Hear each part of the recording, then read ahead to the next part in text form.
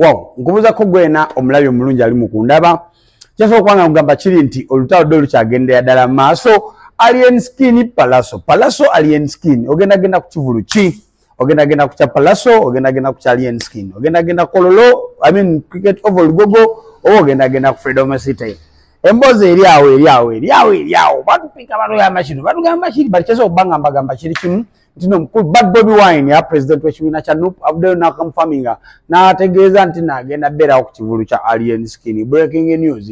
Bino no of course okubiyogera omukulu omwogezi w'ekibiina kya Fangon Forest ngene group etwalo omukulu amanyikidwa nga Alien Skin abitegeeza bannamawulire mu press conference ebaddewo olunaku olwaleero wali eri Fangon Forest head offices n'abagamba bad Bobi Wine agenda kujja abeerewo anyumirwe endongo amanyi kiki yasiga. Of course wetogera kusiga tutegeeza ghetto president bad Bobi Wine okwanti yakkiriza abaana ba ghetto okubeera ne talents zaabwe mpolampola okulaba nga Alien Skin ate talents ezo zezifuusa Alien Skin mukaddenga kano. So kyeso bategeeza kiri kimu Alien Skin abudde n'ategeeza nti no through his management of course that is a spokesperson mu Sudan batugambye nti no omukulu bad Bobi Wine agenda beera okushow up Alien Skin agenda taking a place ngenaku z'omwezi zigenda beera mwenda Friday no olutalo luli awo balamu yategese ekya Palaso Abitex yategese ekya Alien Skin so kugamba tuli awo twesika omugwa